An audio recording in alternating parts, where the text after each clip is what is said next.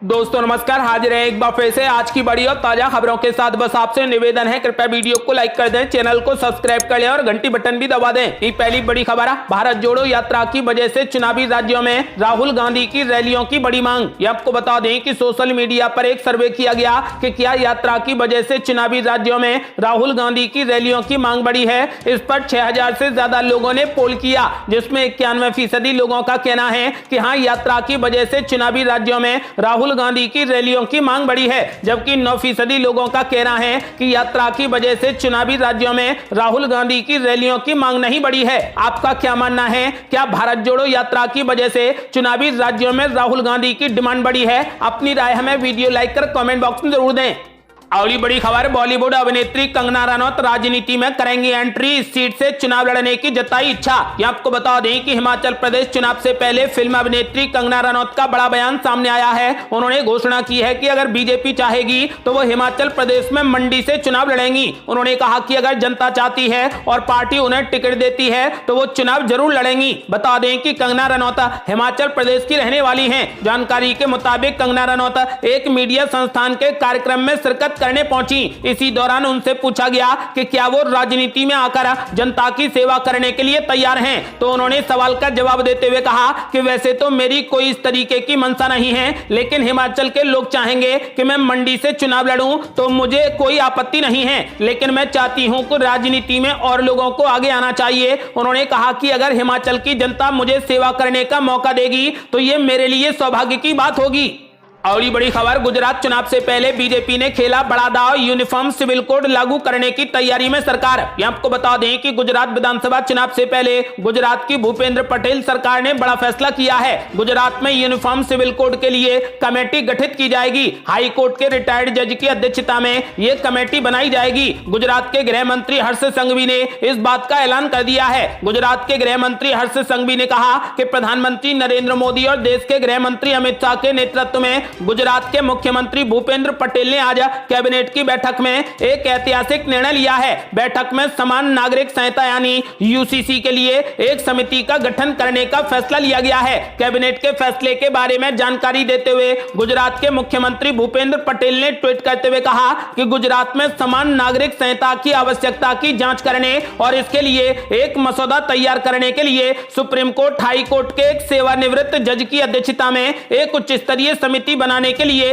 राज्य कैबिनेट की बैठक में आज महत्वपूर्ण निर्णय लिया गया है। गुजरात सरकार के फैसले पर कांग्रेस ने बीजेपी पर ध्रुवीकरण की राजनीति करने का आरोप लगाया है। अगली बड़ी खबर, कांग्रेस ने गुजरात सरकार पर बोला जबरदस्त हमला, कहा चुनाव से ठीक पहले यूनिफॉर्म सिविल कोड बीजेपी का बड़ा एजेंडा। ये आपको बता दें कि कर्नाटक और गुजरात में जल्द ही विधानसभा के चुनाव होने हैं, जिसको लेकर कांग्रेस भारतीय जनता पार्टी पर हमलावर है। वो लगातार बीजेपी पर निशाना साध रही है और बांटने तथा नफरत फैलाने का आरोप लगा रही है। कांग्रेस महासचिव रणदीप सिंह सुरजेवाला ने कर्नाटक की बसवराज बोम्मई सरकार पर बड़ा आरोप लगाया है। उन्होंने कहा कि कर्नाटक में घूस घोटाला सामने आया है, जिसके दोषी बसवराज बोम्मई हैं। कांग्रेस नेता ने आरोप लगाया कि पत्रकारों को 1 लाख रुपए रिश्वत दी गई है। कांग्रेस नेता रणदीप सिंह सुरजेवाला ने आगे कहा कि कर्नाटक की बीजेपी सरकार सबसे भ्रष्ट सरकार है। कांग्रेस महासचिव रणदीप सिंह सुरजेवाला ने इस दौरान यूनिफॉर्म सिविल कोड पर बीजेपी को जमकर घेरा। उन्होंने कहा कि गुजरात में चुनाव हो रहा है, जब चुनाव होता है बीजेपी का एक मुद्दा है, हिंदू मुस्लिम करो, कुछ जात पात करो, कुछ लड़वाओ, ये सब इसी साजिश का हिस्सा है। देश के लोग इसको पहचान गए हैं। कांग्रेस नेता ने कहा कि राहुल गांधी की भारत जोड़ो यात्रा चल रही है, इस समय तेलंगाना में है और जिस तरीके का उत्साह है उसकी चर्चा पूरे देश में हो रही है। कांग्रेस नेता रणदीप सिंह सुरजेवाला ने आरोप लगाया कि चुनाव आएगा, बीजेपी हिंदू मुस्लिम करेगी, कोई विवाद खड़ा करेगी। कर्नाटक में लिंगायत और वोक लिगा को लड़वाएंगे, कुर्बा और बेकियों को लड़वाएंगे। गुजरात जाएंगे तो पाटीदार और गैर पाटीदार को लड़वाएंगे। राजस्थान जाएंगे तो राजपूत और गैर राजपूत करेंगे। पंजाब में सिख हिंदू को लड़वाएंगे। ये उनके एजेंडे का हिस्सा है जो अब धीरे धीरे एक्सपोज हो रहा है।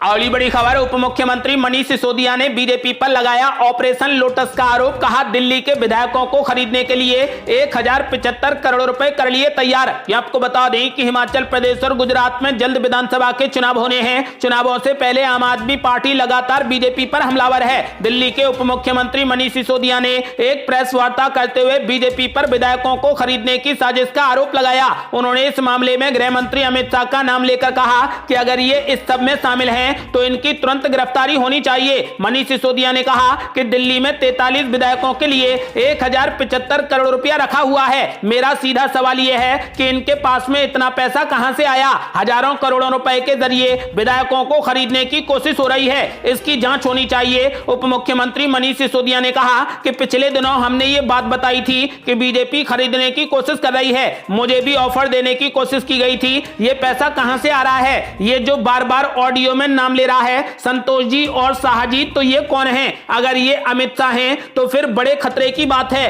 कि देश का गृह मंत्री इस तरीके के विधायकों को खरीद रहा है। इसकी ईडी और सीबीआई जांच होनी चाहिए।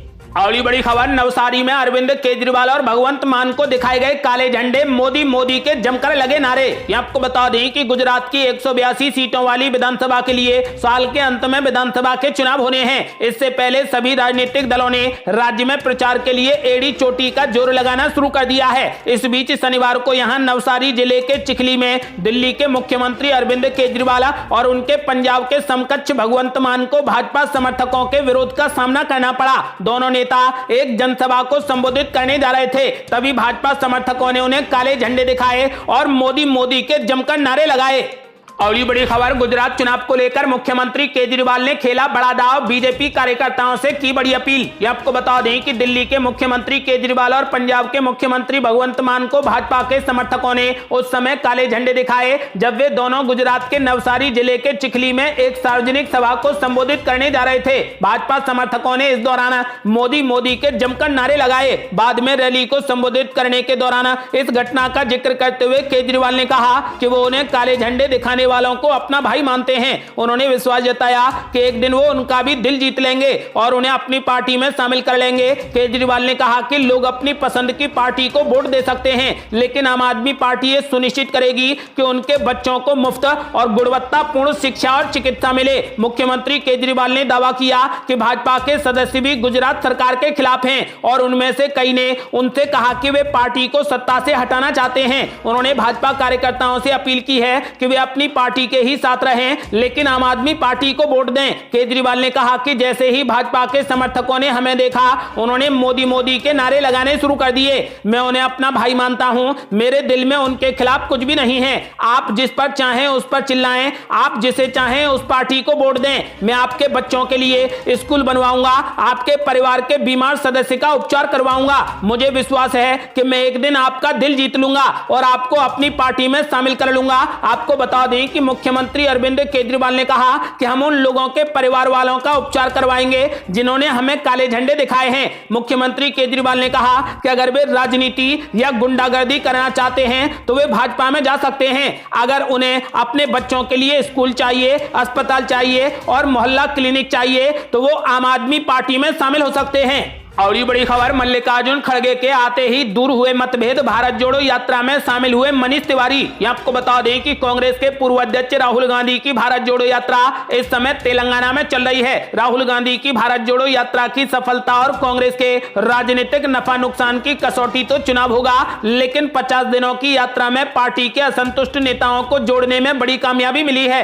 राहुल गांधी की कार्यप्रणाली और फैसलों से नाराज असंतुष्ट नेताओं को भी अब उनके साथ चलना अच्छा लग रहा है। पंजाब से लोकसभा सांसद मनीष तिवारी ने यात्रा के 4 राज्यों से गुजर जाने और 50 दिनों के बाद शुक्रवार को राहुल गांधी के साथ चलते नजर आए। असंतुष्टों के ज्ञापन में हस्ताक्षर करने वाले राज्यसभा सांसद विवेक तनखा भी पिछले दिनों यात्रा में शामिल हुए। आपको बता दें कि मल्लिकार्जुन खड़गे के अध्यक्ष बनते ही कांग्रेस के असंतुष्ट नेता अब मिलकर चलने लगे हैं। भारत जोड़ो यात्रा में मनीष तिवारी ने भी हिस्सा लिया है। अगली बड़ी खबर, बीजेपी पर जमकर भड़के संजय सिंह, बोले ऑपरेशन लोटस के जरिए 9 राज्यों में गिरा चुके हैं सरकारें। ये आपको बता दें कि आम आदमी पार्टी के राज्यसभा सांसद संजय सिंह ने तेलंगाना में टीआरएस विधायकों की खरीद फरोख्त मामले को लेकर भारतीय जनता पार्टी पर तीखा हमला बोला है। संजय सिंह ने कहा कि बीजेपी के लोग लगातार ऑपरेशन लोटस चला रहे हैं। बीजेपी टीआरएस के विधायकों को भी खरीदने की कोशिश कर रही है। आम आदमी पार्टी नेता ने कहा कि बताया जा रहा है कि दिल्ली के विधायकों को भी खरीदने की तैयारी चल रही है। संजय सिंह ने बीजेपी पर राज्य सरकारों में अस्थिरता लाने का आरोप लगाते हुए कहा कि ये इसी तरीके से पूरे देश में 9 सरकारें अब तक गिरा चुके हैं। बीजेपी अपहरणकर्ताओं का गिरोह चला रही है, फिर तो बीजेपी को चुनाव बंद कर देना चाहिए। उन्होंने तेलंगाना विधायकों की खरीद फरोख्त से जुड़े एक ऑडियो क्लिप का जिक्र करते हुए कहा कि अमित शाह और बीएल संतोष का नाम भी उसमें लिया जा रहा है। देश का गृह मंत्री ही अगर ये काम कर रहा है तो इससे खतरनाक क्या हो सकता है। आम आदमी पार्टी नेता संजय सिंह ने कहा कि सबसे पहले अमित शाह की गिरफ्तारी होनी चाहिए। अगली बड़ी खबर, गुजरात चुनाव से पहले केजरीवाल ने की बड़ी घोषणा, स्थानीय चेहरे पर दांव लगाएगी पार्टी। ये आपको बता दें कि गुजरात चुनाव का ऐलान कभी भी किया जा सकता है। इससे पहले आम आदमी पार्टी ने बड़ा दांव चला है। जानकारी के मुताबिक पार्टी मुख्यमंत्री पद के लिए स्थानीय चेहरे के साथ चुनाव में उतर सकती है। ऐसे में केजरीवाल ने मुख्यमंत्री पद के उम्मीदवार के लिए जनता से राय मांगी है। केजरीवाल ने सूरत में इसकी घोषणा करते हुए कहा कि मैं गुजरात के लोगों से जानना चाहता हूं कि अगला मुख्यमंत्री कौन होना चाहिए। इसके लिए हम एक नंबर और ईमेल आईडी जारी कर रहे हैं। लोग 3 नवंबर शाम 5 बजे तक अपनी राय दे सकते हैं। इसके बाद 4 नवंबर को आम आदमी पार्टी मुख्यमंत्री पद के चेहरे की घोषणा कर देगी। इससे पहले माना जा रहा है कि चुनाव आयोग 1 नवंबर को गुजरात चुनाव की तारीखों का ऐलान कर देगा। सूत्रों के मुताबिक चुनाव 2 चरणों में होंगे और हिमाचल चुनाव की तरह इसके नतीजे भी 8 दिसंबर को आएंगे। अगली बड़ी खबर, कांग्रेस हाईकमान जल्द तय करेगा सचिन पायलट की नई भूमिका, राज्य में फिर भेजे जा सकते हैं ऑब्जर्वर। ये आपको बता दें कि कांग्रेस अध्यक्ष का चुनाव होने के बाद अब राजस्थान का विवाद सुलझने के आसार नजर आ रहे हैं। राज्य के पूर्व उप मुख्यमंत्री सचिन पायलट ने हाल ही में नए कांग्रेस अध्यक्ष मल्लिकार्जुन खड़गे से लंबी मुलाकात की है। दोनों नेताओं की मुलाकात के सियासी मायने निकाले जाने लगे हैं। इस मुलाकात को सचिन पायलट की अगली भूमिका से जोड़कर भी देखा जा रहा है। सूत्रों से मिली जानकारी के अनुसार पूर्व उप मुख्यमंत्री सचिन पायलट ने 27 अक्टूबर को कांग्रेस अध्यक्ष से लंबी चर्चा की है। मल्लिकार्जुन खड़गे के पार्टी अध्यक्ष की जिम्मेदारी संभालने के बाद सचिन पायलट ने पहली बार उनसे मुलाकात की। सचिन पायलट ने पार्टी अध्यक्ष को राजस्थान के सियासी हालात और चुनावी साल में बनने वाले समीकरणों पर बड़ा फीडबैक दिया है। राजस्थान सरकार के कामकाज, अगले विधानसभा चुनाव और पिछले 2.5 साल से पार्टी में ग्रास रूट स्तर पर संगठन के पदों पर नियुक्ति नहीं होने के मुद्दे पर भी बात की गई है। सचिन पायलट हिमाचल प्रदेश स्क्रीनिंग कमेटी के मेंबर भी हैं। इस मुलाकात में सचिन पायलट ने मल्लिकार्जुन खड़गे को हिमाचल के चुनावी हालात पर भी बड़ा फीडबैक दिया है। पार्टी ने सचिन पायलट को विधानसभा चुनावों में स्टार प्रचारक की जिम्मेदारी दे रखी है। साथ ही राहुल गांधी की भारत जोड़ो यात्रा कमेटी के वे सदस्य भी हैं। राजस्थान कांग्रेस से जुड़े सूत्रों का कहना है कि सचिन पायलट की भूमिका के बाद ही राजस्थान कांग्रेस की दशा और दिशा तय होगी। अगली बड़ी खबर, सीबीआई कोर्ट ने खारिज की टीएमसी नेता अनुव्रत मंडल की जमानत याचिका, 11 नवंबर तक बढ़ाई न्यायिक हिरासत। ये आपको बता दें कि पशु तस्करी मामले में सीबीआई के एक विशेष अदालत ने तृणमूल कांग्रेस नेता अनुव्रत मंडल की जमानत याचिका खारिज कर दी है। अदालत ने उनकी न्यायिक हिरासत 14 दिनों के लिए 11 नवंबर तक बढ़ा दी है। मंडल के वकीलों ने यह कहते हुए याचिका दायर की थी कि वे अस्वस्थ हैं और उन्हें जरूरी उपचार की जरूरत है। वहीं सीबीआई की ओर से पेश वकील ने कहा कि टीएमसी बीरभूम अध्यक्ष एक ताकतवर राजनेता हैं जो जांच को प्रभावित करने की कोशिश कर सकते हैं। एजेंसी ने अदालत से आग्रह किया था कि टीएमसी नेता की हिरासत बढ़ाई जाए। आपको बता दें कि अदालत ने उनकी न्यायिक हिरासत 14 दिनों के लिए अब 11 नवंबर तक बढ़ा दी है। अगली बड़ी खबर, अशोक गहलोत ने आम आदमी पार्टी और बीजेपी पर बोला बड़ा हमला, कहा चुनावी बॉन्ड का 95% हिस्सा ले रही भाजपा।